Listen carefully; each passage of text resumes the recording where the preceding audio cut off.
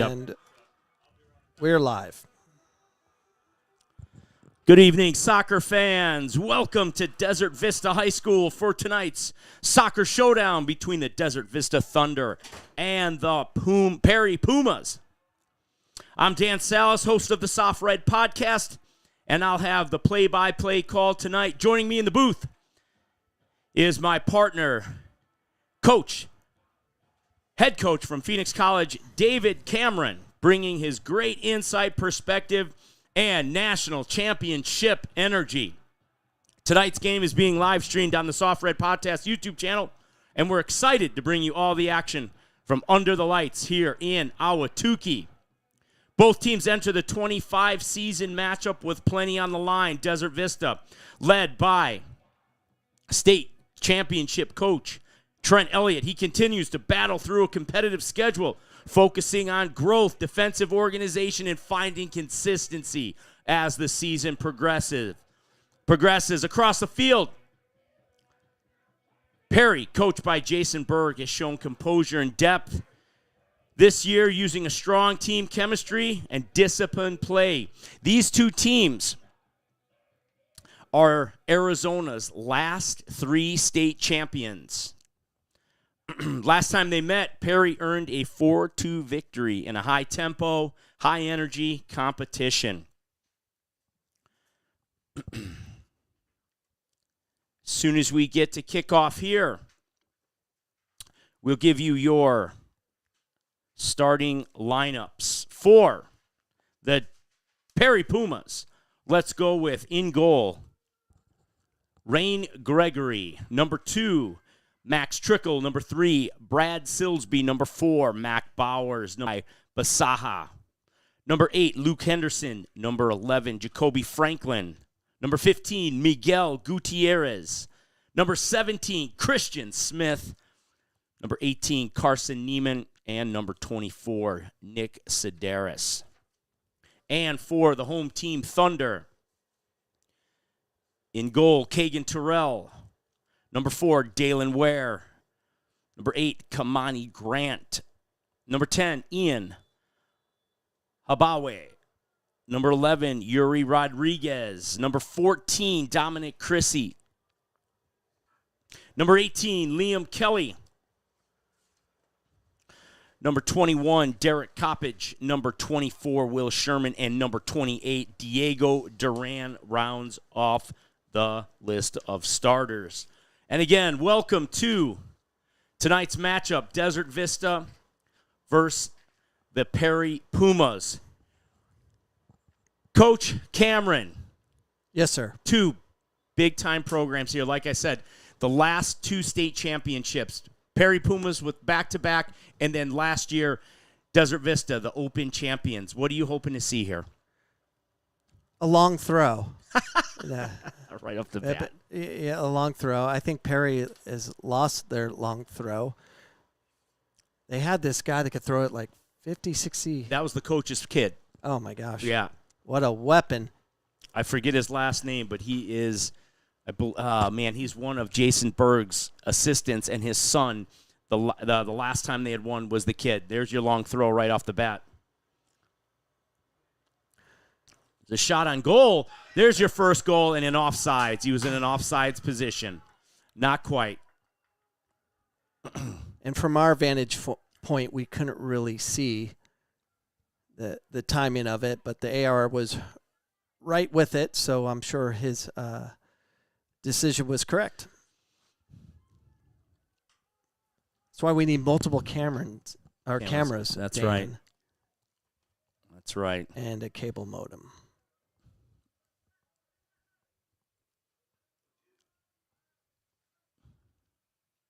You know, I had a chance to talk to both coaches. I'd say a pretty good amount. Yesterday I had a chance to talk to Coach Jason Berg, and Perry had played in the Coyote Classic. Here's an opportunity here. In the Coyote Classic, and didn't make it to the finals this year. But again, their overall record right now is 4-1-2. But coming out of the Coyote Classic, it was a clear message to his team that, obviously the success of the programs past is not this season. And, he's trying to commit his players to playing with, the mentality of, hey, that was last year, this is this year. And it's been difficult because players step onto the field, and I think he had, 4 or 5 maybe just returning players that were part of the last championship 2 years ago. But again, kind of thinking like if they just walk onto the field, success is going to be there. And again with, here's a tough bad back pass, just couldn't finish.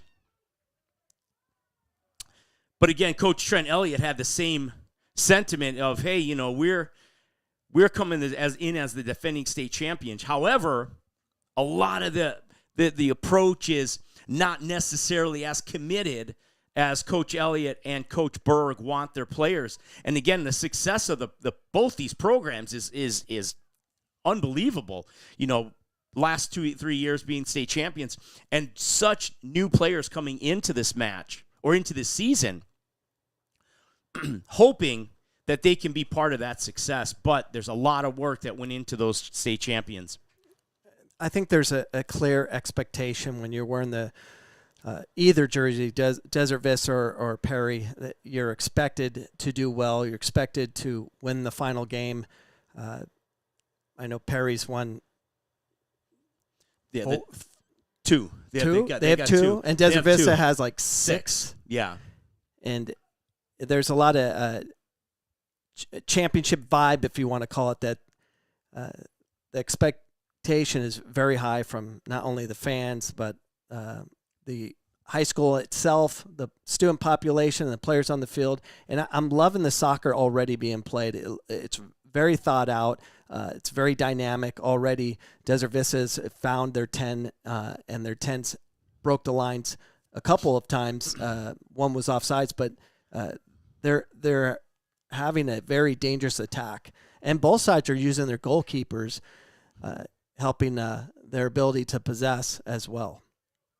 Yeah, and here's a junior, Jacoby Franklin, on the ball, captain for the Pumas. And Jacoby has had he was a major impact in both their state championships. One as a freshman, one as a sophomore, now as a junior.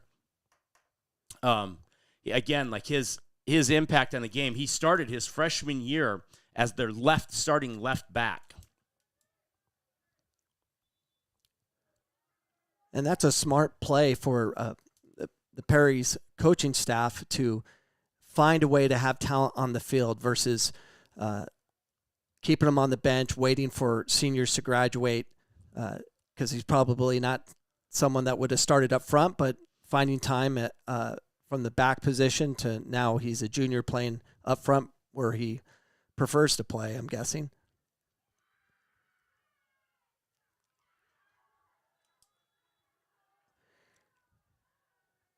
So it looks like a penalty kick was called. Yep. And I believe the clock needs to stop.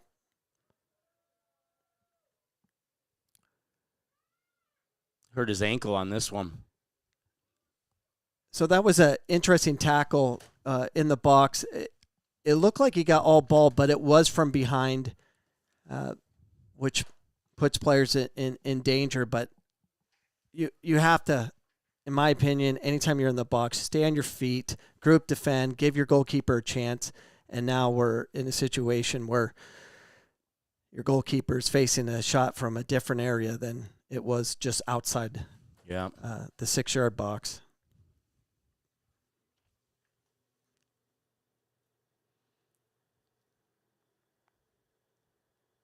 And what's your thought on a penalty kick given this early in the match? Again, what's your thought on that? I mean, again, now he's set a precedent as the referee here, is that you touch some from behind. If that player goes down, that's if it's a foul in his eyes, call it. Yes. Don't wait, call it. I wish we had multiple cameras, and I think hopefully we can grow to that that point where it wouldn't be that difficult to put cameras behind the goal to get a different vantage point. Right. And we need that to really have a proper discussion versus waiting to watch the YouTube channel again. But it looks like 24 is taking the 24. kick. Yeah, 24. That is going to be senior Nick Sedaris. I'm going to turn this light off. Yeah. There's a bit of a glare here up in the booth. Yeah, that works, Coach.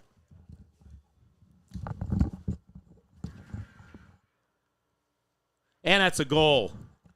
Goal for Perry. Nick Sedaris, 6 minutes into the game.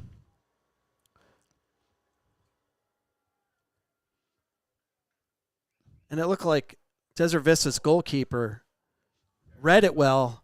The ball was placed perfectly right against the side netting. But it was a great place shot, and it was a great read by the goalkeeper, Desert Vista. He just got unlucky on that.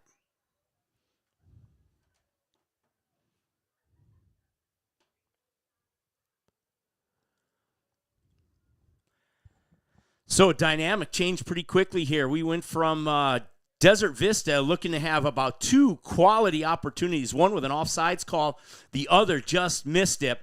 Bad pass back to the goalkeeper. Couldn't stick it away.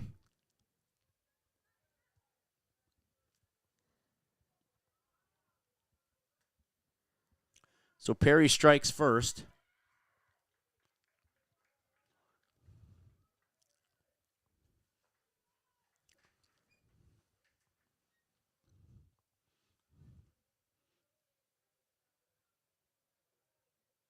And this referee here is particular.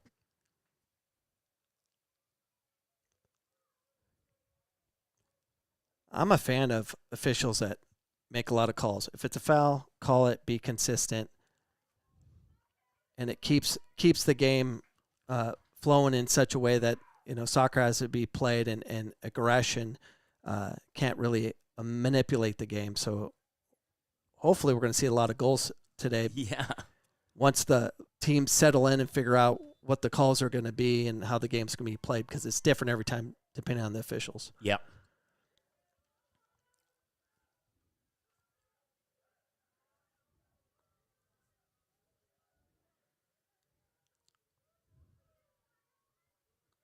Another detail in terms of this game is, you've got 2, again, high-quality programs. And each year, we talked about this at each of our games so far, but Perry High School and Desert Vista, the student body is definitely affected by the MLS Next programs. And this year, each school has benefited from the MLS Next program players. And so, Coach Elliott and Coach Berg talked about, that both of them having players that had an opportunity to play high school once, left for MLS, and are now back playing high school again. And so just that opportunity, again, Coach Berg definitely said, give me one chance for a kid to play high school soccer, and it'll make such a positive impact on them that they'll want to come back. And I think the same sentiment can be said for Desert Vista.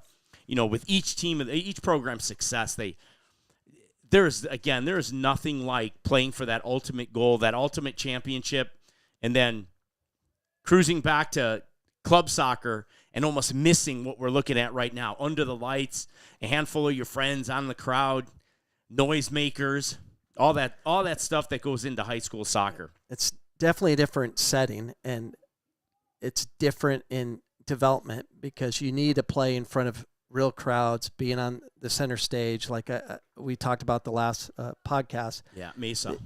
It's imperative for players to represent their school and to face their fans, the student body, and have that kind of pressure of you have to represent your school in such a way that you're not embarrassed.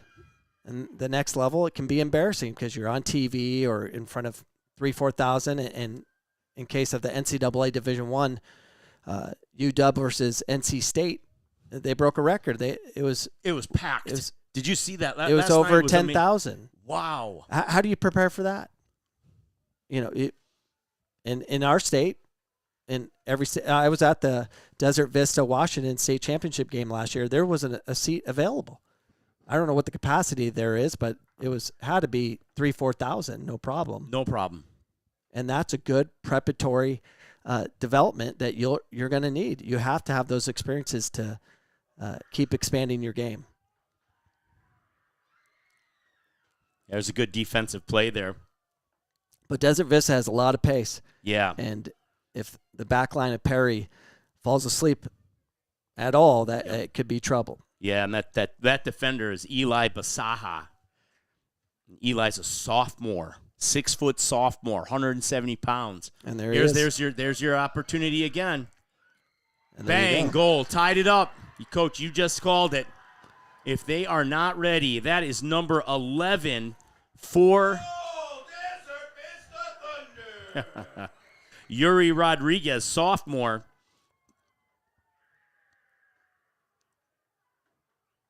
Buried it. Yuri's had a couple of opportunities so far this game, and that's, Coach, you've had 2 Nostradamus predictions so far. Lots of goals, and the speed of Desert Vista's front line. Yes, you can see it on both sides.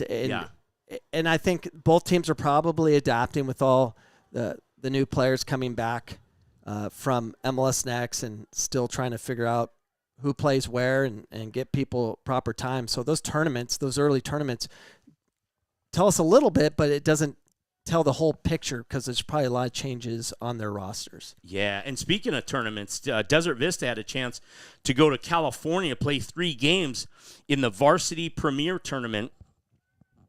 And, again, they didn't win any games, 0, 1, and 2.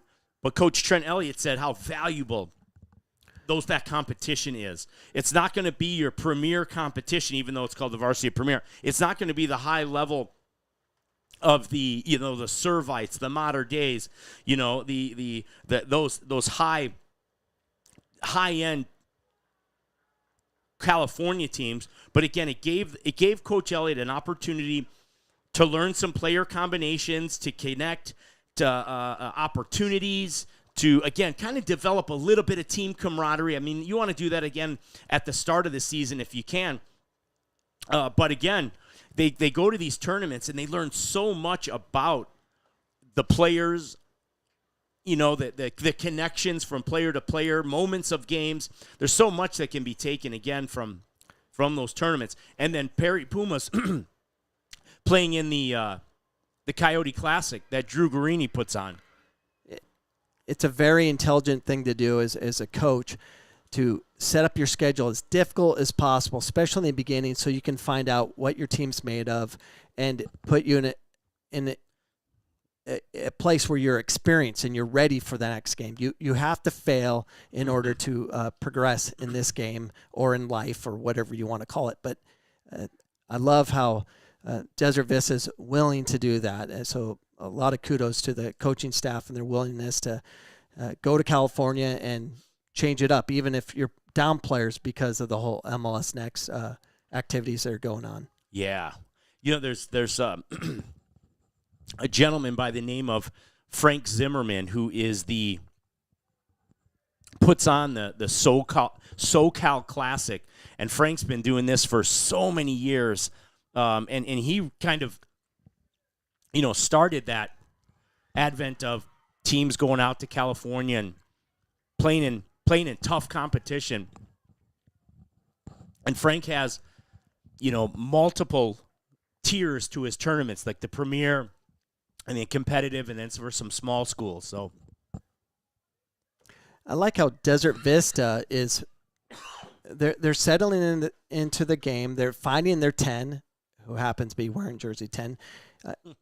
As the back line of Perry drops off, and if he keeps getting the ball, it's going to cause a lot of problems with the speed that Desert Vista has. So I think Perry, if they can make those adjustments to shut down their 10 receiving the ball with comfort, it'll help them stop the penetration of Desert Vista.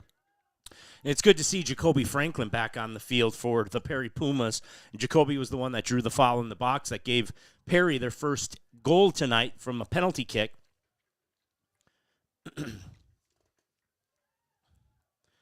And I believe Jacoby Franklin is another one of these long throwers, Coach. Yes, sir. I do remember him from the state championships. And again, Jacoby will put this on the back post. There it goes. Beyond the back post. Yeah.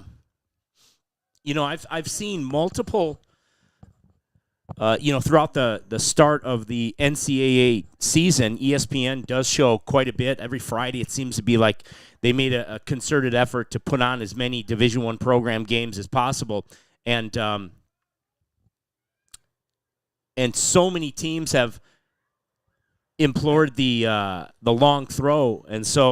And then along with Premier League teams. Yeah, worldwide. Yes.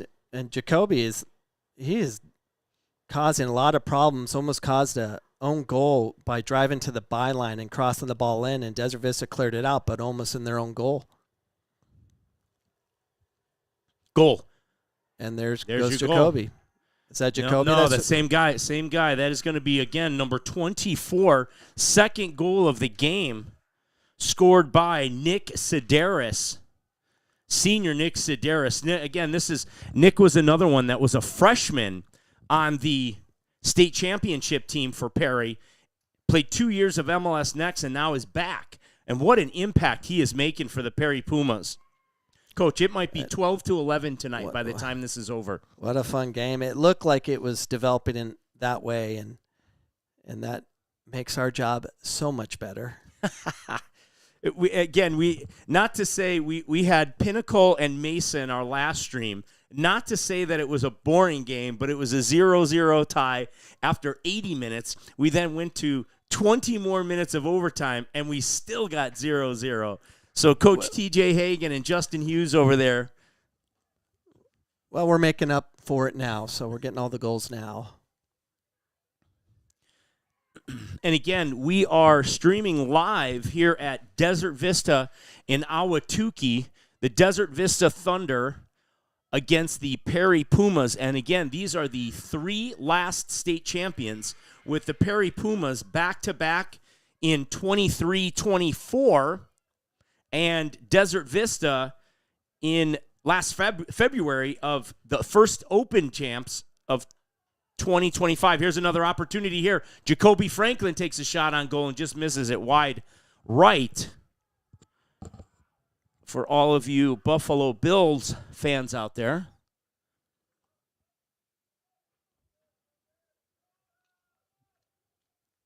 You know, Jacoby has been so dangerous driving at that speed and that pace at people. Do you think he should have taken an extra touch and driven at that last defender? I think if he does that, he really causes a problem rather than almost bailing out the goalkeeper. Either way, I think he saw the goalkeeper off his line with the near post, and I think he had him. He just missed it. Of course, if he makes it, we wouldn't be mentioning it. So he'll probably get 7, 8 more opportunities. The question is, will he put it away, and how big will the Desert Vista goalkeeper come up? And you can say the same with Desert Vista. Perry's now dropping five defenders, which when you do that, you're dropping a midfielder, which creates a gap in between the back line and the 10. And that's where you can have this yo-yo effect where if you drop with 5 and the 10 is able to get the ball, it's going to force them to now press the midfield, and then that's where you'll see gaps in between the spaces of the whole back line that will be generated from that yo-yo effect, I call it. I like that. The yo-yo effect. That's fantastic, Coach. And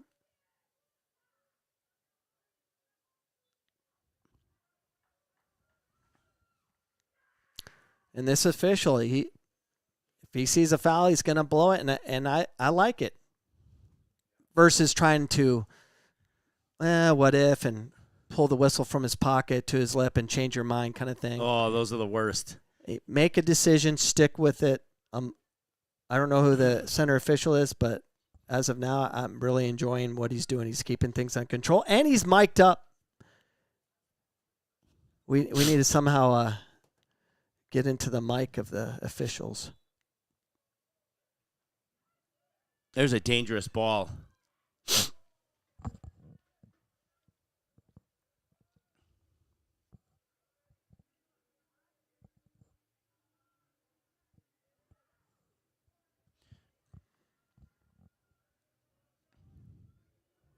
That's a difficult ball to pull back there.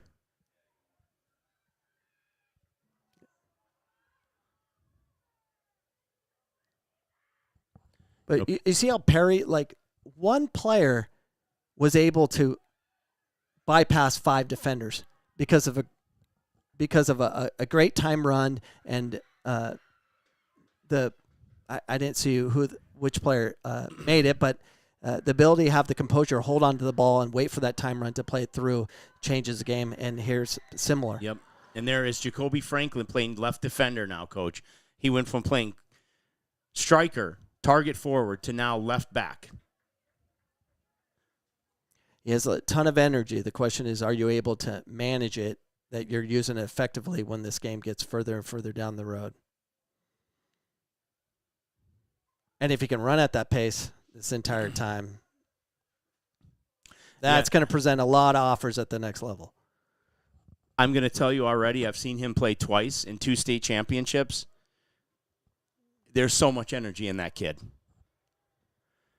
And speaking of playing at the next level, one of the details Coach Berg said about Jacoby was, obviously he's had multiple opportunities to play the MLS Next, but he continues to play ECNL so he can play high school. He enjoys playing high school so much. Oh. He's had such a great experience and playing with his friends and being in under these lights.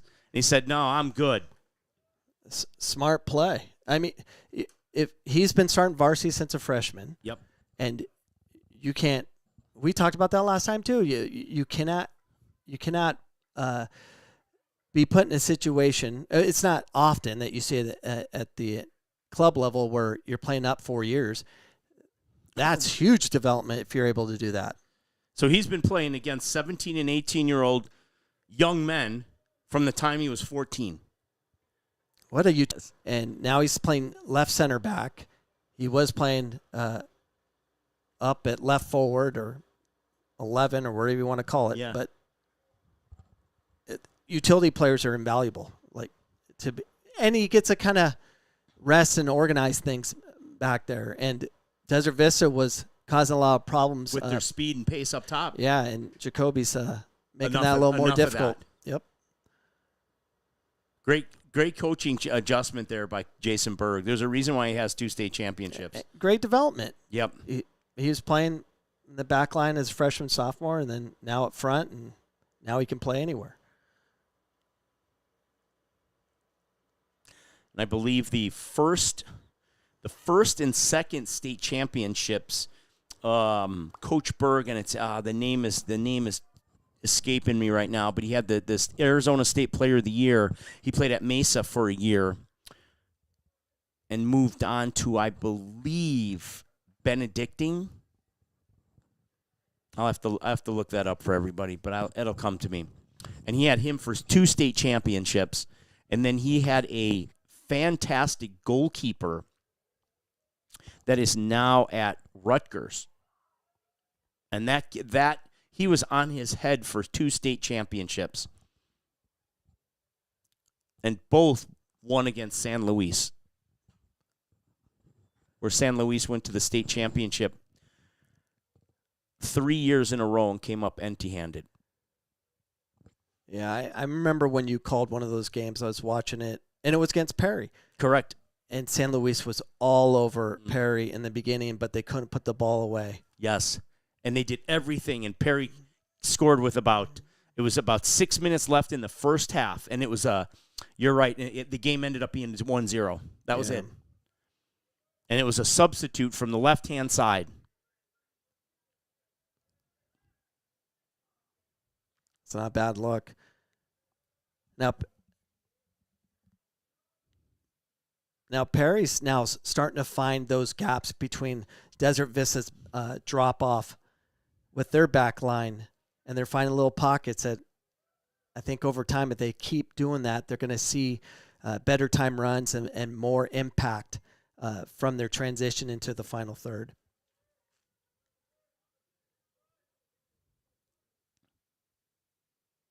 You know, and again, I think there's an identity that Desert Vista definitely has throughout the years. And Mike Raboska, who won the first 3 state championships for Desert Vista, started, and then Trent Elliott has kind of continued that mentality. And here's another long throw coming from Jacoby Franklin.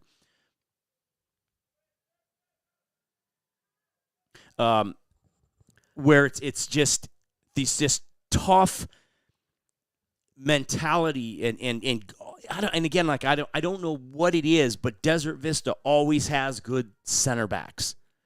Center backs that kind of just are just consistent, big, and then they have these kind of like thoughtful midfielders, and then there's always the one attacking player that comes through here at Desert Vista. And I think both coaches, Coach Raboska and Trent Elliott, have taken, you keep using the term development. They take these players and put them in positions to be successful. And it just, again, that's the identity of Desert Vista soccer. When I played at Shadow Mountain High School and we played Desert Vista back when Greg Vanny was over there, and who obviously has played on the national team and went on to UCLA. Kenny Wright was there, and Kenny played at UCLA as a left back. Couldn't put it away.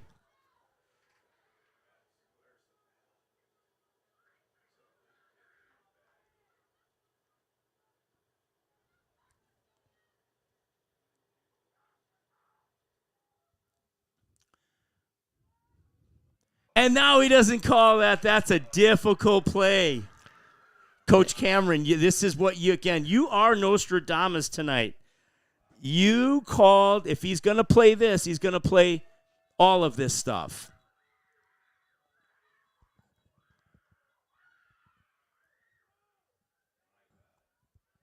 And even though there's a lot of like frustration and this is, we don't want to see a brawl or anything like that, but the intensity is real. You need this, and it makes it more of a match, more of you don't see this enough.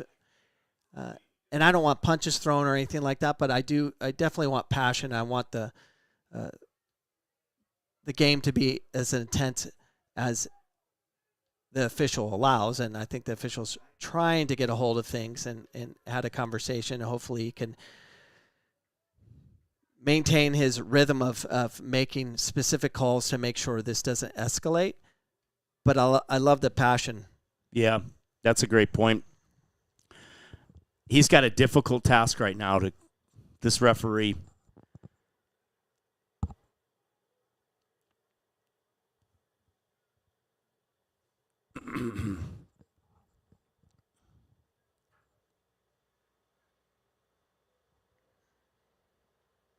And I don't know if he's issued a yellow card. I don't know. It seems like he's writing something down. He may have. I didn't see it. But if someone's subbing, then we would know who received it.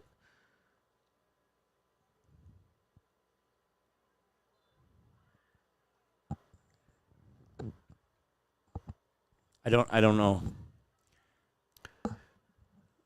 what the call was. And again, he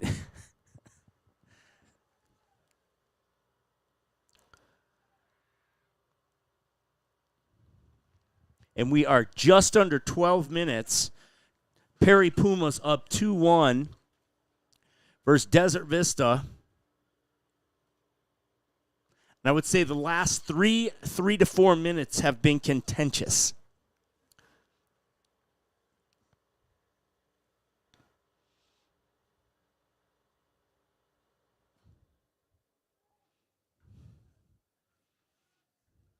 We've battled through a couple. We had a penalty kick 6 minutes into the match given. Desert Vista came back almost immediately, just put pressure, and they responded to that, tied it up, and then we had Perry again go up a goal off of a corner kick. And the game's been up and back. Anyone's game, a lot of opportunities, both directions. What a great drop kick. Yeah.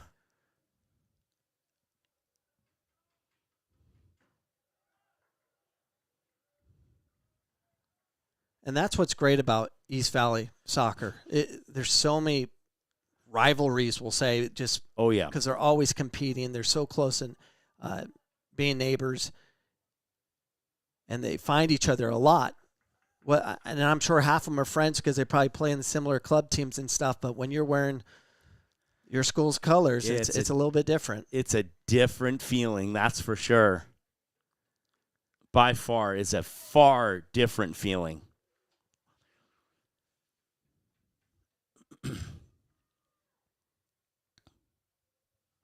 Yeah, I think my days at Corona del Sol are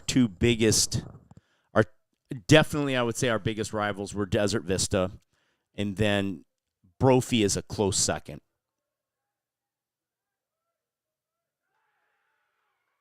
I mean, there's just so many great games with Hamilton, Desert Vista, Perry, Chandler, Corona del Sol. I mean, there's just so many. You got Sasha Hunter at Chandler High. You know, he's had some down years in the past few, but there was a period of about, I would say, 5 to 7 years where Chandler and Sasha had something special. Here's another opportunity for Desert Vista. They had the Player of the Year in Sasha's, I believe, one and only state championship with Donnie Chalau.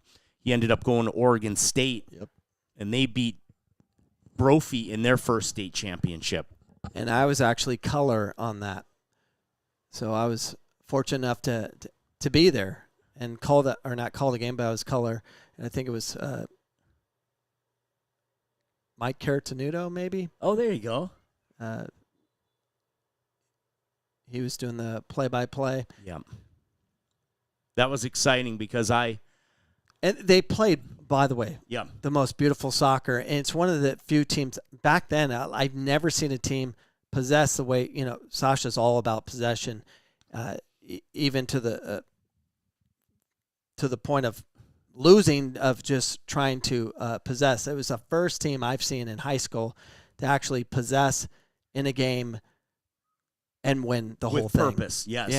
Yeah, it was so fun to watch. And he had a number of players at that time that were, you perfect for his system. And then he had like the Player of the Year in Donnie that was just a monster of a goal scorer He was a great target nine. Yes. He held onto that ball and it allowed them to possess the way they wanted to.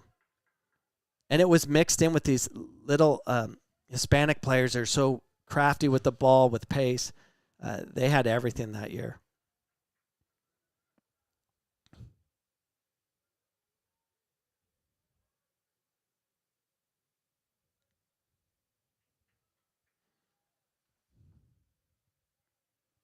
Yeah, and I could say, Penalty there's kick. your penalty kick.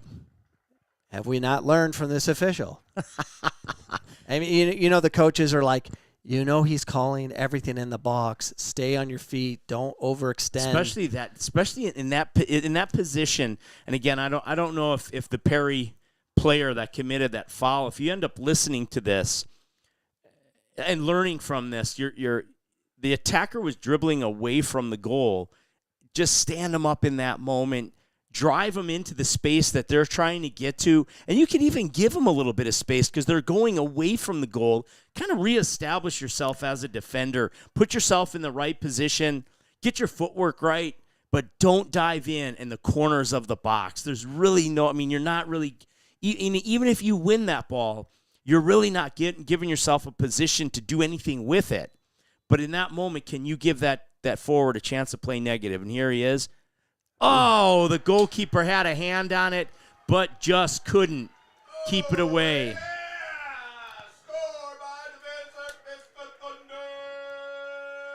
And if you're going to take a penalty kick, hit it. Hit it. Yes. Make your decision and hit it. So, especially in this case where the goalkeeper actually came up big and got a hand on it. But if you don't put that kind of pace on the ball, the keeper makes the save.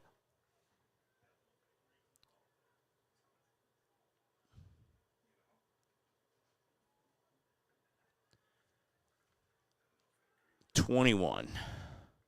And that was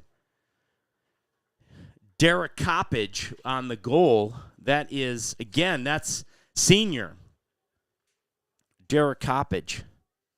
And again, Derek is another player that came from MLS Next, didn't play last year, returned to the team this year.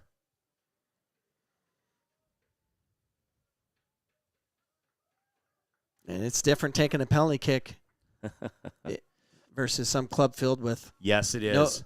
Just some parents watching, but in a stadium format as we're here today, it's different. It's a different kind of pressure. And I've been there. I've taken penalty kicks in front of a couple thousand people at Shadow Mountain High School, mainly because Mike Bibby was playing there and the basketball game ended early and they all came to our game. But it was a lot, and we had to take penalty kicks in front of the entire basketball crowd that came in because we went to double overtime. I remember it was against Horizon High School. It was a big game, and we had the band. We had everything. They just showed up and appeared, but what a cool moment for me and all my teammates back then. Luckily, we won, and I didn't miss. Luckily. Yep, because I would have lost a lot of sleep. We are just at about 6 minutes, and it has been an eventful first half here in Ahwatukee. 2-2, 2 penalty kicks. Are we in Ahwatukee or Tempe? We are in Ahwatukee. Technically Phoenix. This is Ahwatukee. But we are in the Tempe Union School District. Okay.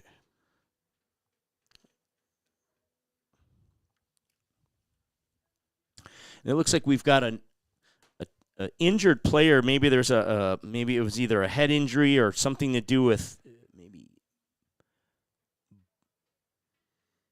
But Max Trickle for Perry High School has been taken off the field, and the referee asked for the trainer to come over. Maybe because it was a head injury. It's typically why the referee would stop the game and a dead ball restart. And look at this kid's drop kick. Goalie for the Desert Vista is going to be Kagan Terrell. That is dangerous.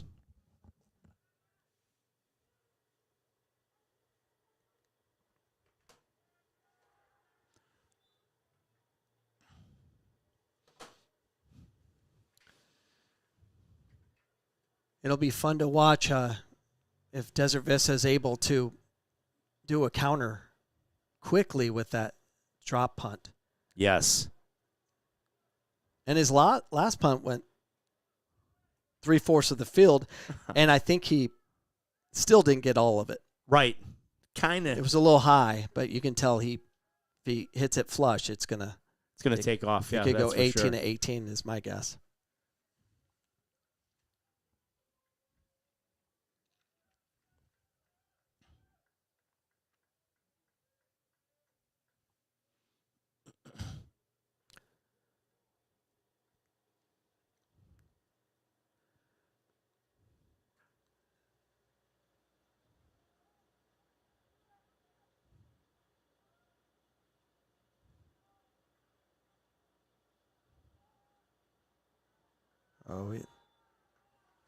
And good job by the official recognizing that. Sometimes you get caught up in the game and watch where the ball goes versus paying attention to contact after the kick. Yeah, you can definitely see that a lot. It's smart.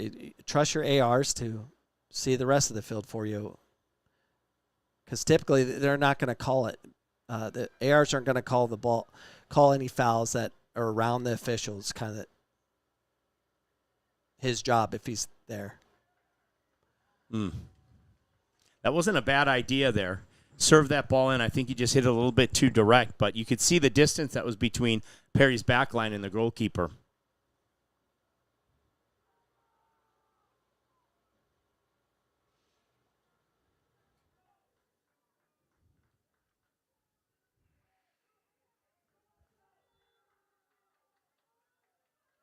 Again, like one of the characteristics of this referee, he's not allowing. He's calling body contact fouls, and again, if the minimum amount of body contact while players are kind of leg fighting, he's calling that, and I think that's going to be a point of emphasis as at halftime, perhaps for the coaches to say, "Hey guys, let's not put ourselves in a compromising position." But at the same point, how do you allow your players to still want to stay aggressive? Because it is an aggressive sport. And I might be seeing it a little bit different. I think if he's letting contact happen when they're in tight, it's the contact that's coming from a distance. So if they're like, there's contact, but they're there. But it's when they make contact from a distance. That's pretty obvious. And I think it's hard to do it from on the field. It's so much easier to be an official where we're at from here. And I think that's where the game needs to go. But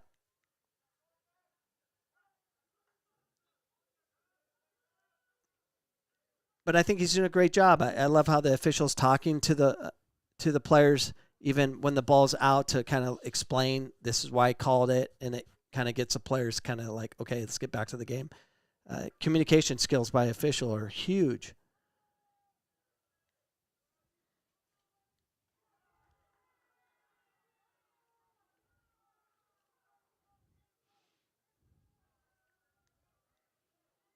And of course, the fans are never happy. No.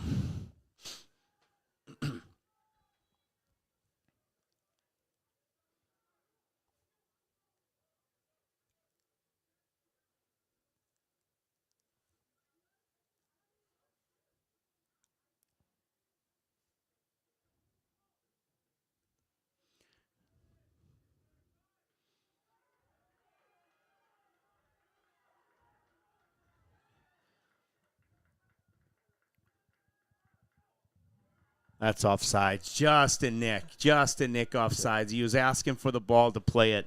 That's going to be, Who's again, 21? 21 is going to be the senior for Desert Vista, Derek Coppage. Wow, that kid is very intelligent. I love how he brought the ball down with his chest. Most players will just head it forward. Yep. He actually had the awareness of recognizing the space and pretty much his defensive third, and just saw the space, brought it down with his chest, and then took all that space. Unlucky on the offsides. Yeah, we're 30 seconds into left in the first half. You got Jacoby Franklin with his 6th throw-in of the game. Here's an opportunity. Slipped through the goalkeeper's hands. Just missed it on the back post. Another golden opportunity for the Pumas. We're going to probably bring this into the end of our first half. And it will. So, halftime score 2-2 for Desert Vista, Perry Pumas. We're going to step aside for 10 minutes. We've got some halftime content for you all, and look forward to seeing you back here in 10 minutes. Stick around.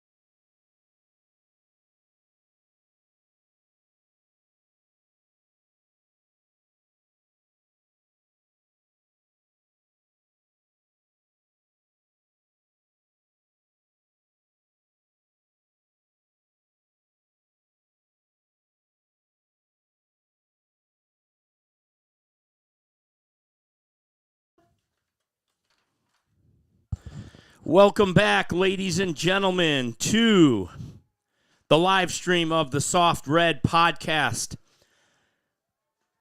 We are at Desert Vista High School in Ahwatukee, Arizona, with the Desert Vista Thunder and the Perry Pumas tied at halftime. 2-2. We've had 2 penalty kick goals, 2 goals through the run of play. And again, my partner, national championship coach David Cameron, suggested 3 things during the first half.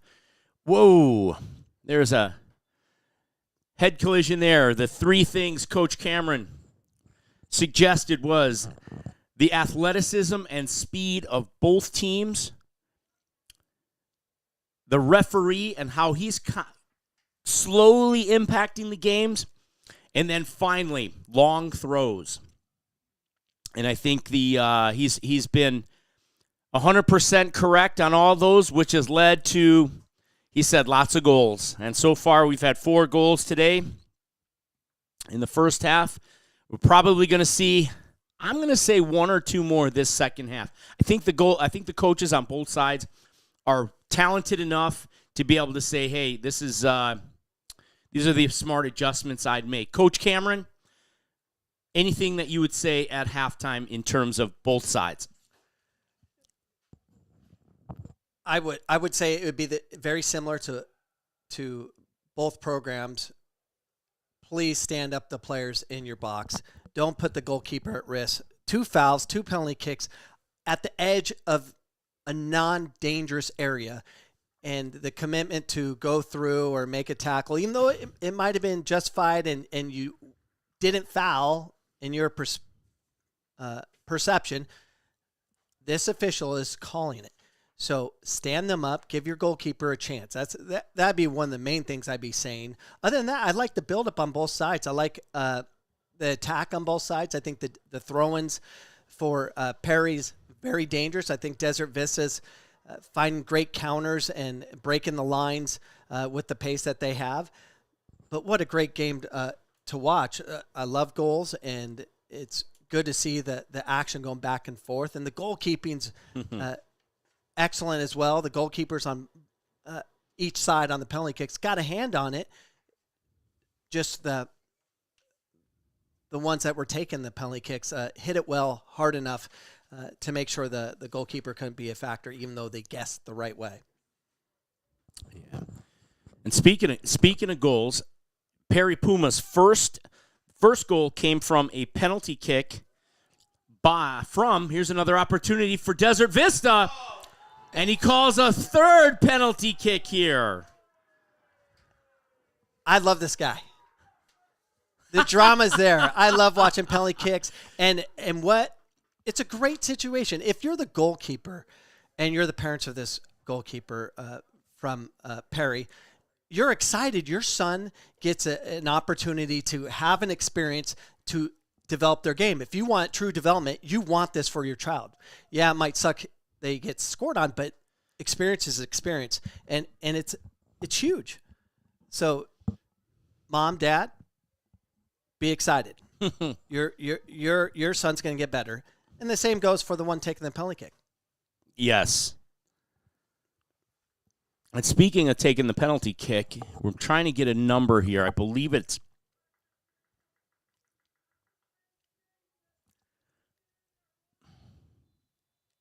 number 8, Kamani Grant. Yes. Right up the middle. There's your 3-2 score line.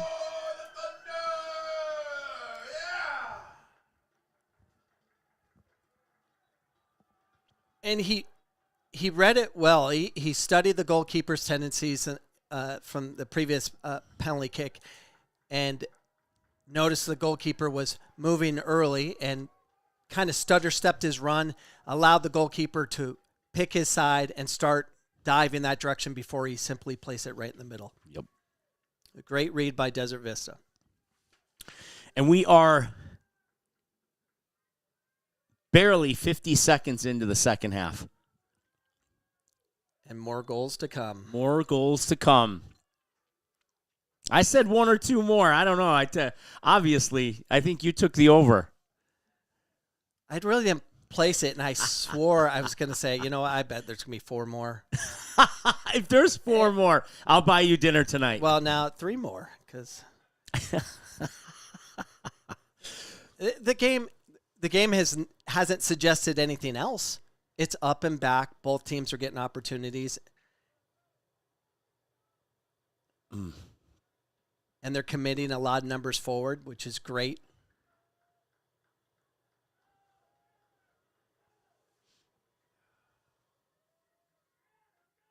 Oh, that's almost the 4th goal for Desert Vista.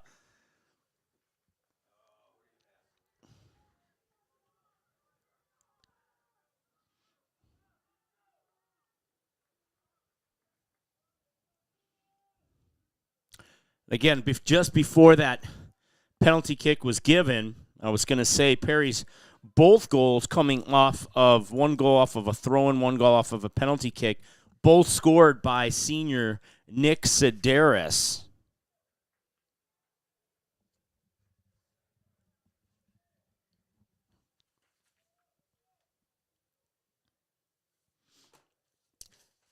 And I'm such a huge fan of the high school game that I love to see the players that chose again that played high school soccer and MLS to come back to high school soccer, because I just think the competition is just so much better when high level players get a chance to impact the game with players that have to step up, have to, again, elevate their game to support the player that, is bringing so much to the table. We have a question from the audience. Yes. Who's in the goal for Desert Vista? In the goal for Desert Vista is Kagan Terrell, senior goalkeeper.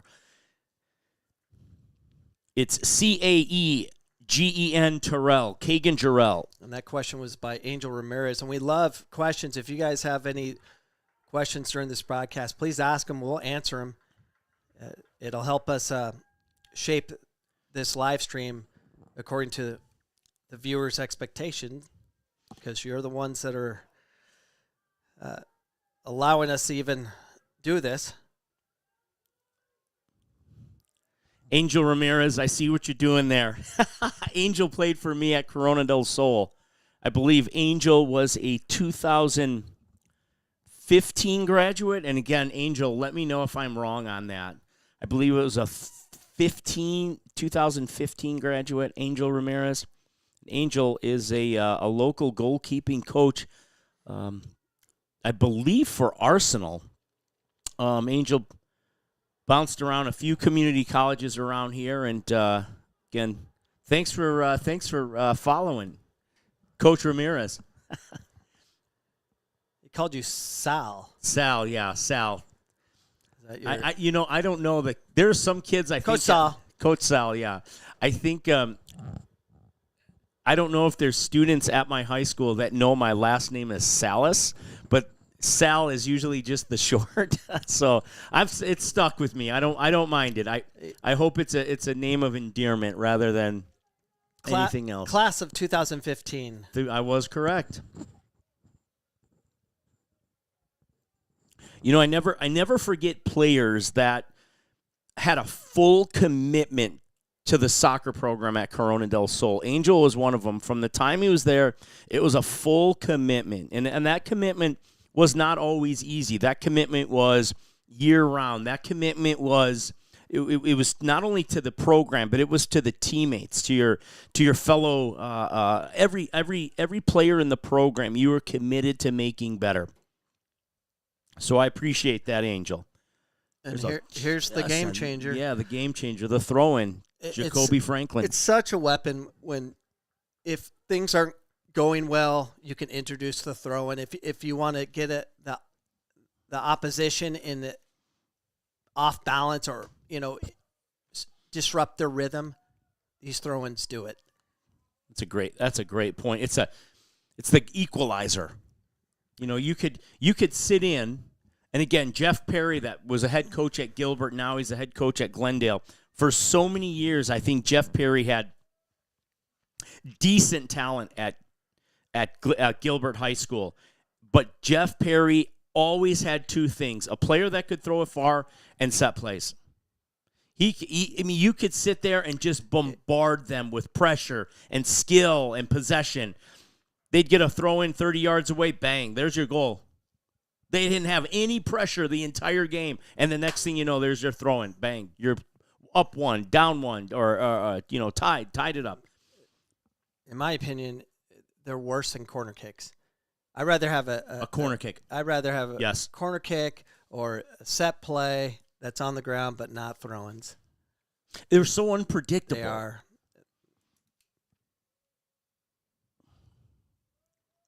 They're more consistent. Oh, boy. Yes. More consistent on the attack, less consistent defending because you don't know where it's going.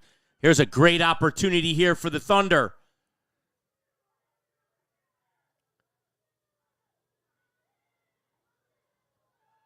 And a fourth goal. That's scored by number 10, Ian Habawe. 4-2, Desert Vista Thunder over the Perry Pumas. Coach, at the start of the game, this is not how I thought this game was going to go. You are 2 goals away from dinner tonight. And I will take you up on it. Oh, my gosh. There's a taco stand not too far from here.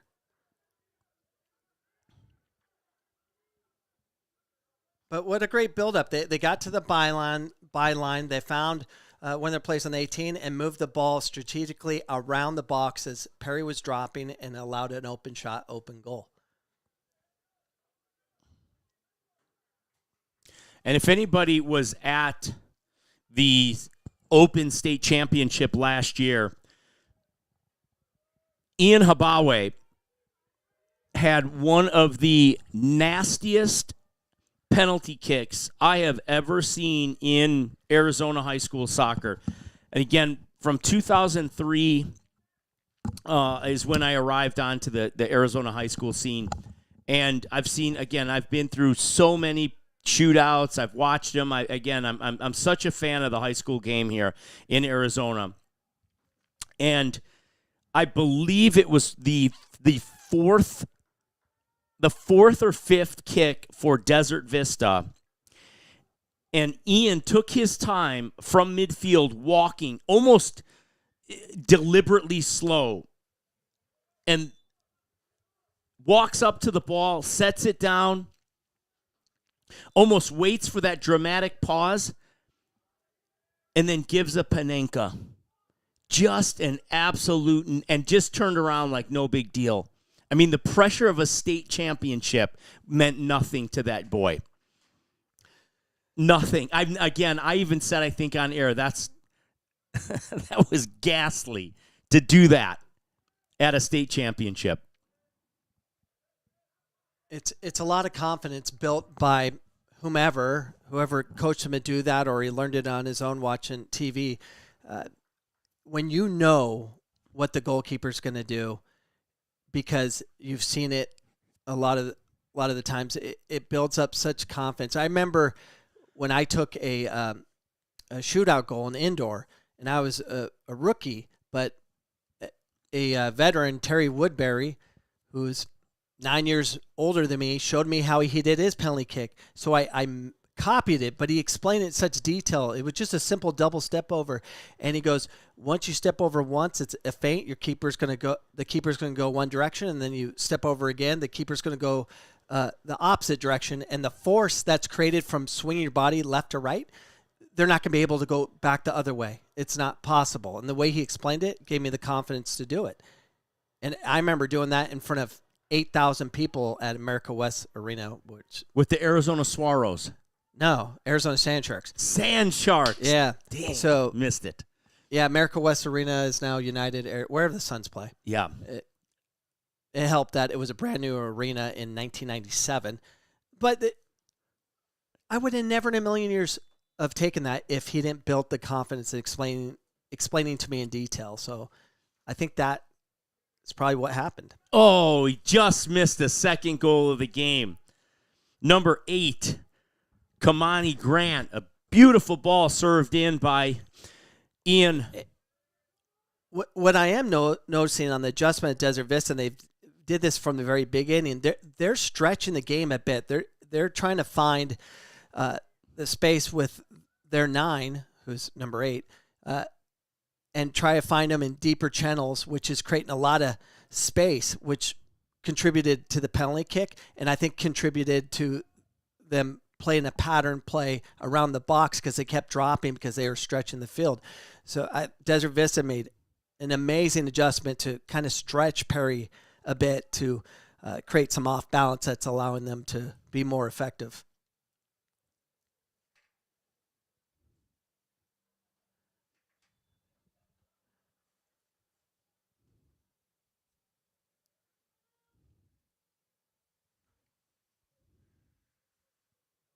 And what I think Perry needs to start doing is when they were effective, they were finding the midfield play. And they're open. If they can build through their midfield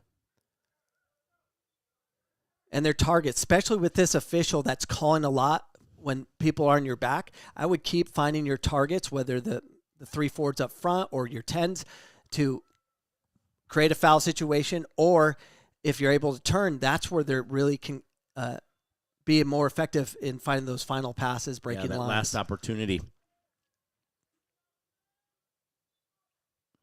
And there you go. He's just going to call it. So play that game. Play the post-up game. It'll get you up the field.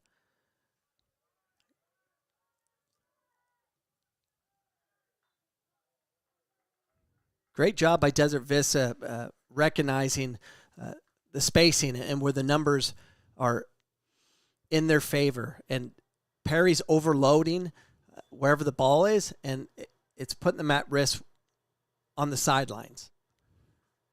And Desert Vista wasn't doing that in the first half. They weren't stretching. Correct. And I think that is a great observation and execution by Desert Vista.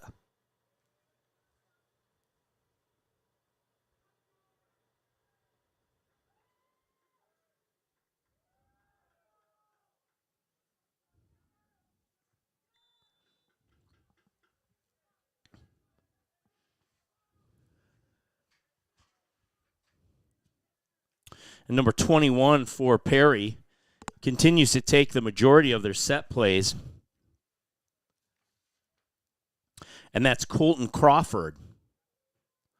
Between Jacoby Franklin and Crawford, just sending balls in. And being down 2 goals, I think it would make more sense to play quicker. They're very technical side. They're able to build. I think they need to catch Desert Vista sleeping and maybe play it short, get a little closer, and then have a service. But there's only so much slowing of the game you can do when you're down by 2. Correct. And again, even these set plays, which are obviously throw-ins, but take the throw-in faster. Don't allow Desert Vista to regroup here. Don't allow, whether if it's a set play on the ground or the throw-ins, let's get it off quickly. Good play by that goalkeeper. Yeah, and that's a pressure situation there on the goalkeeper for sure. Well, he's seen the throw, 7, 8 times now? Easily. And if they can counterattack here, and he just missed it with the outside of his And bringing foot. it to your point, I think it's imperative that they change it up with going quicker, kind of catch them sleeping, because they're used to this slow buildup, and maybe kind of change it up where you're appearing like you're going to slow things down to set up. Just go fast. Can't be the same. It's too obvious. Yeah. And that's not a bad outlet or a pass for Perry. I think that's where you're going to catch Desert Vista. And here's another opportunity on goal from Desert Vista. That's Diego Mendoza. And Diego, in the first half, he had a couple opportunities. Kind of sneaky dangerous Diego has been tonight. kind of goes maybe unnoticed a little bit, but he puts himself, I've noticed, like 4 or 5 times he's put himself in space where Desert Vista has found him. We're going to have a clock stoppage here.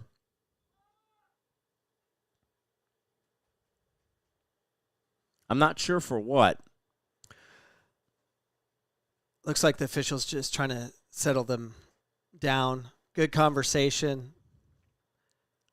It did escalate for a second in the first half.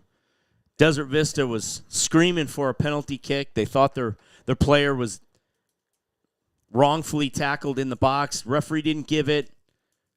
I would say maybe 45 seconds later, there was a little questionable challenge by Desert Vista that didn't get called. That led to a little hullabaloo. And he settled it down. I enjoyed it. And yeah, he did. Props to the official to manage that. I love the intensity of them competing. I think it's important to have that kind of passion minus punches being thrown.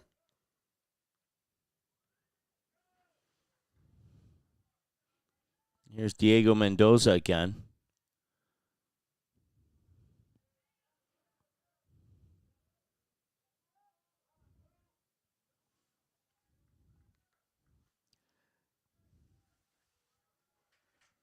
I would have liked to see Perry kind of, when you have change of possession in the back line, to make a more emphasis of keeping possession. Just kicking it forward is not going to help you get the results that you're needing at this time. And again, I think that might be something they'll learn throughout this season. Again, as you said at the beginning of the game, a lot of these players are getting to know each other a little bit. The coaches are getting to know the tendencies of the players, maybe certain combinations of players that work, that don't work. And here's number 4 for Desert Vista here on the ball. Again, Dallin Ware, given an opportunity here for the Desert Vista Thunder on another corner kick. But again, Coach Burr, Coach Elliott, they know enough of this high school soccer game to be able to say, hey, listen, guys, these are the things that we got to cut down on and develop a little bit more courage to do. There's a stoppage of play. Stoppage on the clock. Dallin Ware is down. This athletic trainer is getting her workout tonight. And it's pretty cool outside, so it was that a cramp? We have a cramp. See, I would like the game to evolve a little bit. If there's a cramp situation, play on, let the trainers come on and tend to them while the game's going. It's a battle of fitness, right? So if you're in a situation your kids aren't cramping and they are, so be it. Play on. Unless they become part of the play, they could hold the offsides line. Yeah, but I say play on. Coach, I have to admit, in my my coaching career, I've used the cramp. Oh, and there's a goal, Desert Vista, 5-2, and that is the second goal for number 21 of Desert Vista, Derek Coppage. What an addition to Desert Vista. Playing his freshman year, coming back as a senior 2 years away. What an impact this young man has had on Desert Vista. And that was a great service, just to put it in the mix where there's a lot of numbers, and set pieces are dangerous. And I don't think the score line is indicative of the difference of level. I think it's pretty even. It's just Desert Vista is home, and they're putting the ball away, and it looks like Perry's making a goalkeeper change.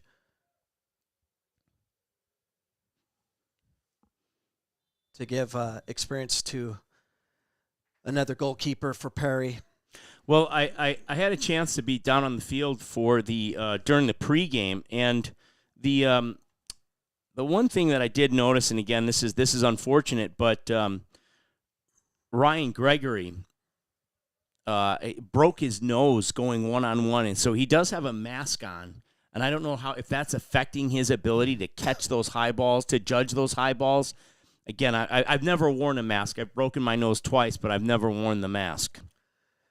It wouldn't be fun, but here we go with the long throw, and that's probably not the worst thing to do, right? Because it does stretch them out. It has to bring them out, and you've got to find some space within that Desert Vista back line. They did at the beginning of the match, like you said, but Desert Vista's tightened it up. And again, through coaching, through communication, and here's an opportunity again. These are the things that stretch out a tough back line, is getting the ball wide, stretching them out.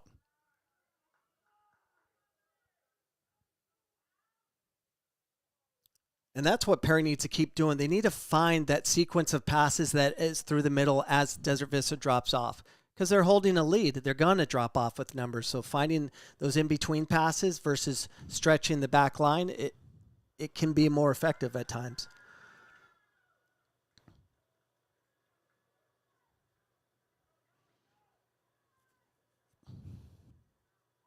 And I definitely think, I'm watching. We've called. This is our third game now that we've called.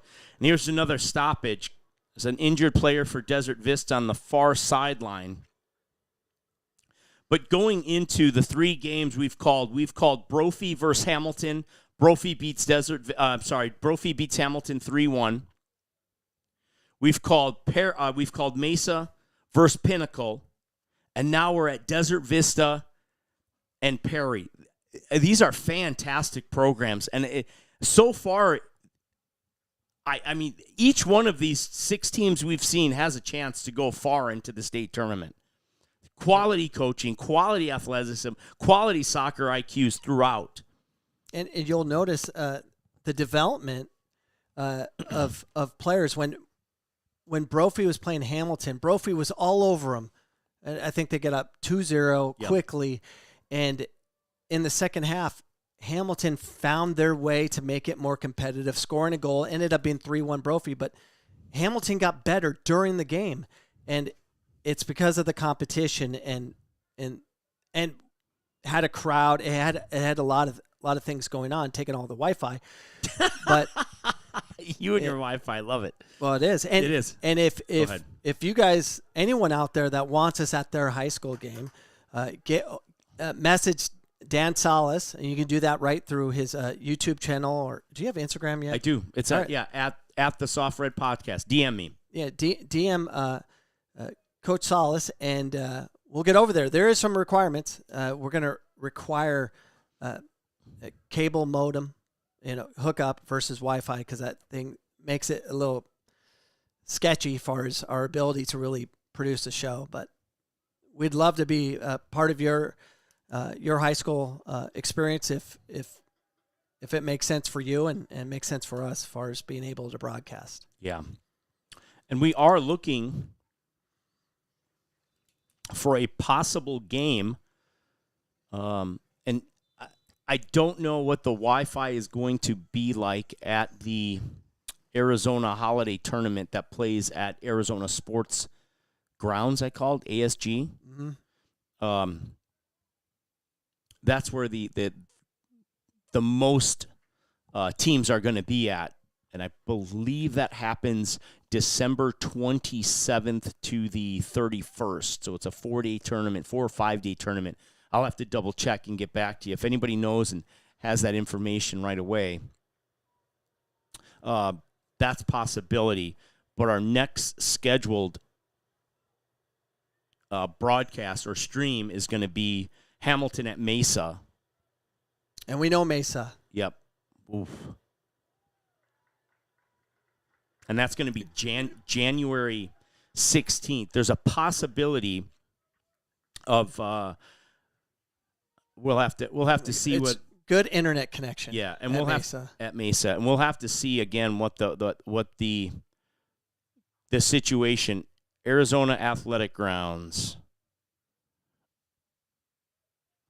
Yeah, I think our next, Besides that, we're considering going to see Sunnyside at Tucson January 9th. There we go. Someone got back to me. I believe it was, let me see. Jamie Nicewander got back to me. He's watching the podcast right now. I appreciate that.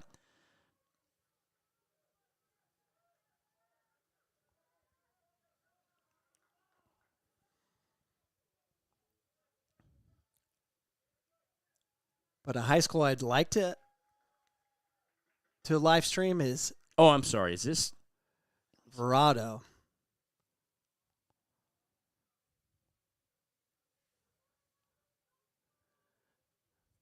So Verado High School is starting really well, and they have a lot of talent, a lot of juniors that can absolutely play. And Randy Watkins is the head coach over there. I coached his son, Mike Watkins, at Phoenix College a year ago. But Randy does a great job with Verado and has a lot of talent over there. I'm excited about watching them play. They're in a tournament. I think it's the Independence. I'll be out there recruiting for Phoenix College. I'm sorry. Correction. I believe this is, I'm sorry, I think it's Tim Vance, the head coach from Hamilton, is listening to the stream right now, Coach. This is fantastic. So, yes, it is Arizona Athletic Grounds, December 26, 27, 29, 30th. And so if we can get out there, there's a chance. Thanks, Coach. And like I said, if January 9th to get to Tucson, I did get a chance to speak with Casey from Sunnyside, and he said that Tucson is a good side. They're going to be strong this year. So getting to that one, I know Sunnyside is strong, Tucson is strong, San Luis is strong. Those southern schools, again, definitely represent throughout the school year, and they're always tough. You know what we could do is from these live streams and from our networking within the high school is bring the high school all-star game back. Yes, we could host that 100%. We could host at Phoenix 100%. College and really showcase what some of the top talent in Arizona with a combination of recommendations from the coaches we know through AIA and from what we see. Coach, I think if we did something through the Soft Red podcast along with reaching out to anybody that here's an opportunity here, he's onside, reaching out to anybody that would like to sponsor that game. And we could really do it right in terms of that coverage that the top players deserve, and that little extra carrot. There is another drop kick, and that was more leveled out, and that was very well hit. And that's a dangerous play, especially if it's a counter situation where everyone's in the box on a set piece or something, and you have one forward up there. That's a breakaway. But back to what you're saying, as far as a sponsor, yeah, I think it would be. I think the jerseys they just wear. We do one team in their uniform white, and then their white, and then the homes, their away kit, and then the home kits, the darks. The darks. We can put on one team, and then we won't have to worry about that. It's just more of getting the officials paid for facility. I can get that co-sponsorship and get that probably for free since it's a community event. And it'd be easy to get the new Grand Canyon staff whenever that gets put in place, all the universities that are throughout Arizona to all be part of it and really showcase those players. Nice save on Nice that grab. goalkeeper, yeah. I just know how happy the clubs would be with. And maybe you do it like the same weekend as the state finals, where kind of like they do with the NFL bowl game, the ones in the Super Bowl, they're just playing the Super Bowl, and then everyone else has an opportunity to play in the All-Star game. but you would have to do it pretty early. Pretty early. And maybe it'd be cool. Is it possible to do it as a mid-year thing?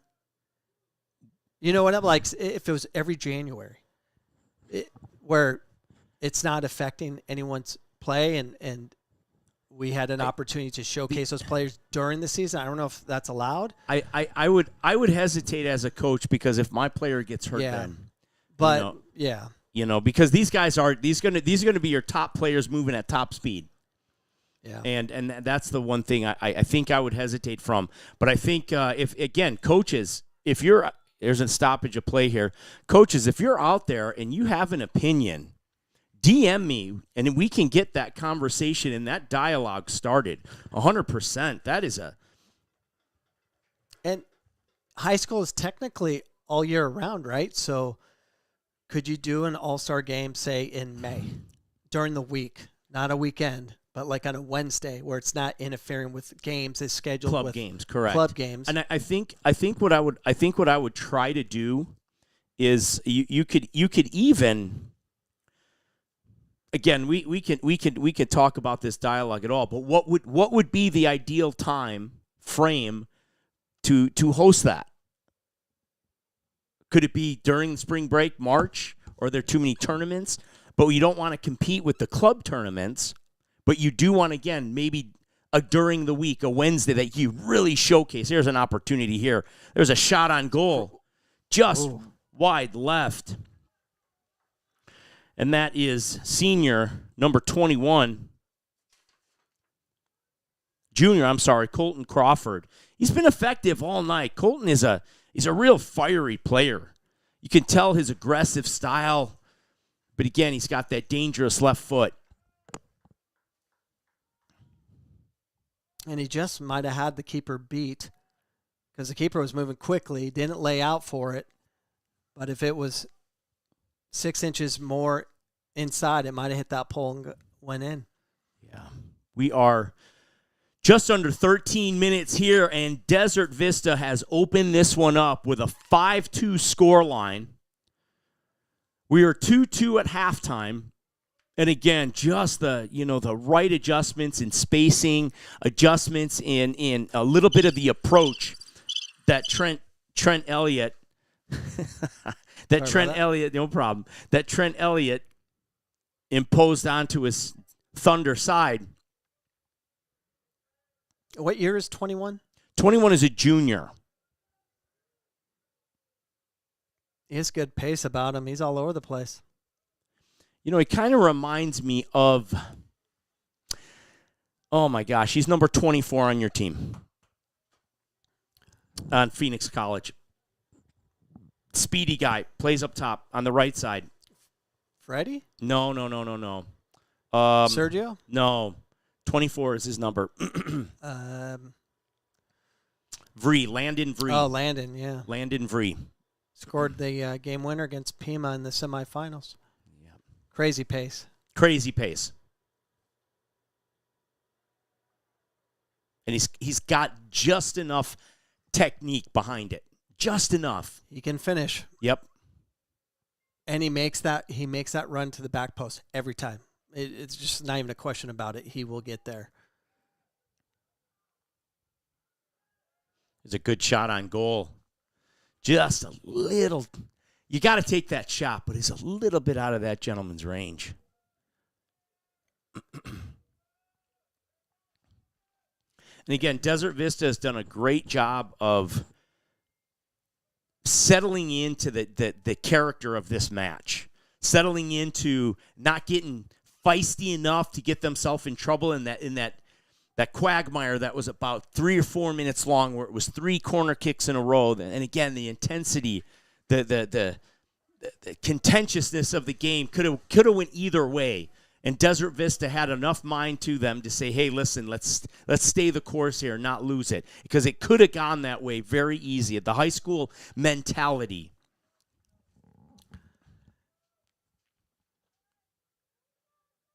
And it's a game of you can't call timeouts. You cannot call timeout. And I'm pretty confident Coach Berg would love to have a timeout first 10 minutes of the game to make some adjustments, because it's hard to really, communicate your message during a game, and the players are trying to pay attention to many other things. So many distractions are happening. So that's why I say nothing. I'll say it at halftime. Luckily, we get a water break at college for the ACCAC. That allows us to talk to the players and make adjustments. It's valuable. That 23-minute water break. It's valuable, and if you use it appropriately, yeah, you definitely got to use it and be prepared to make adjustments. It's hard. Of course, with unlimited subs, you can make adjustments that way, and that's why I love doing the mass 10 for 10 sub. So it's like a timeout. You get to talk to your team one while team two's on the field, and that's a huge advantage. But I had the numbers.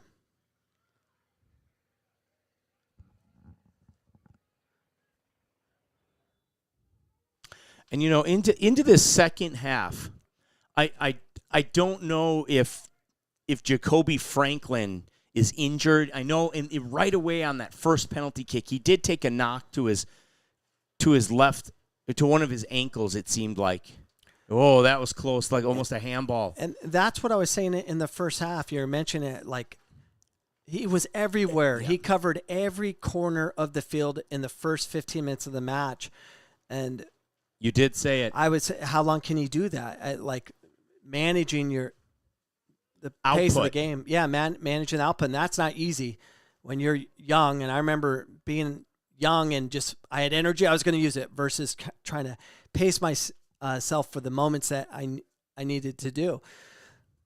But if he could have maintained that pace, that's professional level. And it's all about consistency, and if you're able to be consistent with that kind of pace, he'd be gone. He'd be in Europe or at some academy, some doctor office trying to do a science on how is this kid able to run like this. But he was the buzz. He was the in the first half. He was the problem child. Diego Mendoza, coach. I told you about Diego in this.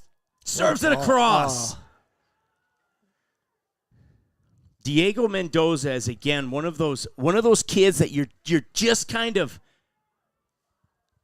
saying, wait a second, where did he come from? And he just sneaky enough where all of a sudden it snaps and you're like, whoa, wait a second, we're down a goal. Diego Mendoza. And he's a junior, right? Diego Mendoza. Let me check my roster here for everybody. Diego's a senior. Yeah, and Diego's another one that is back from the MLS. Yeah. We got a couple substitutions into the match, and Desert Vista has central forward, number 1, Ty Larson, senior. And, Coach Trent Elliott did, mention that there's a number of players that for Desert Vista that come into the match tonight, and that played in the game last year. And the one thing that he continues to implore to this roster is, you can't come in thinking that this is another state championship is just going to happen. There were so many strong characteristics of that championship team from last year that they have to work for and work and work. It's not just going to come with just because Desert Vista is on their chest. It's not going to come just because they're on the field. You got to work and you got to win your duels. You got to be resilient to being down 1 goal, 2 goals, and coming back. And there's so much more growth that this team needs to go through to be that state championship team. The talent is there, no doubt, but again, it's that emotional maturity. It's those experiences. I know I hear you talking about so often. It's that you got to build on these things.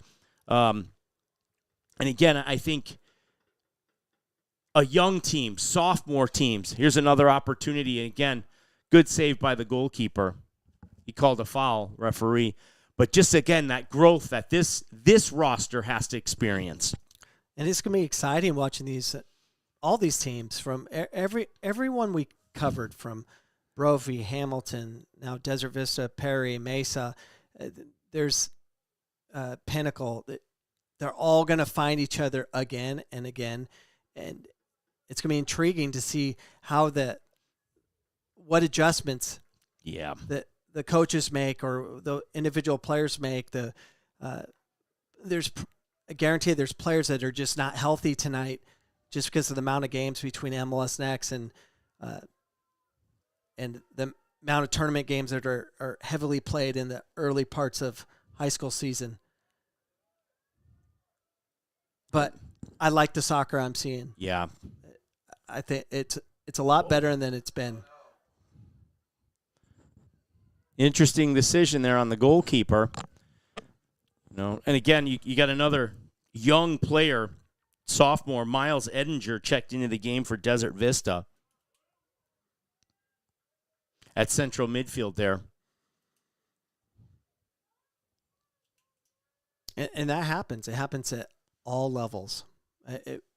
Even goalkeeping at PC, our goalkeeper, All-American, didn't allow a goal at Nationals, got in some trouble situations because he didn't make quick enough decisions and gets stuck in those situations where there's a lot of numbers and you probably should have played it early, and then before you know it, you're stuck and you have to find a way out. That's normal. You just have to recognize, okay, I was in this situation. It's going to happen again. What adjustments do I make? And that's individual coaching. That's your reflection, and also the coaches on the sideline to help him recognize those moments. Not hide from them, recognize them. They're real, and how to not repeat it. Yeah, but here's Diego Mendoza again, back on the ball. Good defending. And way to wait till he was out of the box before going for the ball. That's been the storyline here tonight. Questionable decisions on defenders has led to 3 penalty kicks.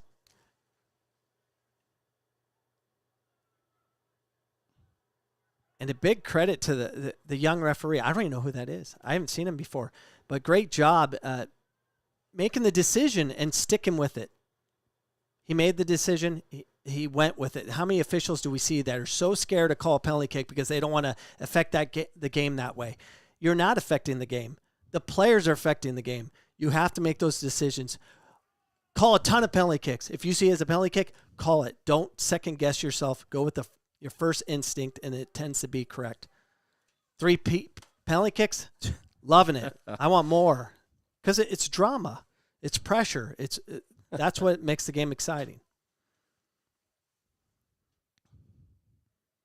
Yeah, and another impacting sophomore for Desert Vista tonight is number 6, Jude Sparacco.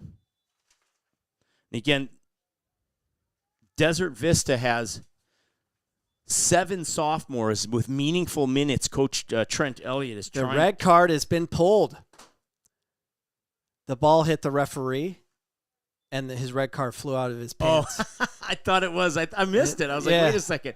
I didn't see it. Wait a second, Coach. And it was handed back by a Desert Vista player. We're just under a minute here at Desert Vista High School. I caught you off guard there. Yeah, you did. The red card's been pulled. I was looking at stats. Here's an opportunity. Desert Vista's going to get probably the last. And most likely a goal if they go for it, because I get dinner. Let's go. I knew you were going to say it. 30 seconds. We got 30 seconds. Coach Cameron is imploring the Thunder. All you can eat tacos. Smash it. All right, bring the keeper up. Everybody. All you can eat tacos. Courtesy of the Soft Red podcast. Oh, no, the tacos are safe. Oh, wait. Foul. Stop the clock. Stop the clock. Come on, ref. No, he's not going to do it. Go fast. Which is smart by Desert Vista. Like, you don't want to rub it in because you're going to face each other one more time. That'll do it here from Desert Vista High School. We've got a Thunder victory. Scoreline 5-2 over the Perry Pumas. On behalf of everyone involved tonight, including my uncle, Louis San Giorgio, there he is. We're live here if I can get on. My uncle's been the cameraman for the last 3 games. And, again, I appreciate him so much. But, again, a big thank you goes out to both coaches, Trent Elliott, Desert Vista, Jason Berg from Perry. And, again, my partner here, David Cameron. We're getting a little bit better. A little bit. Game to game. So if you enjoyed the broadcast, the stream, head over to the Soft Red Podcast YouTube channel. Follow us on Instagram. And, again, leave any comments, any personal messages you want to, suggestions for the stream, and we'll be sure to respond to that. But until then, next time, we look forward to seeing you again. I'm Dan Salas for the Soft Red Podcast.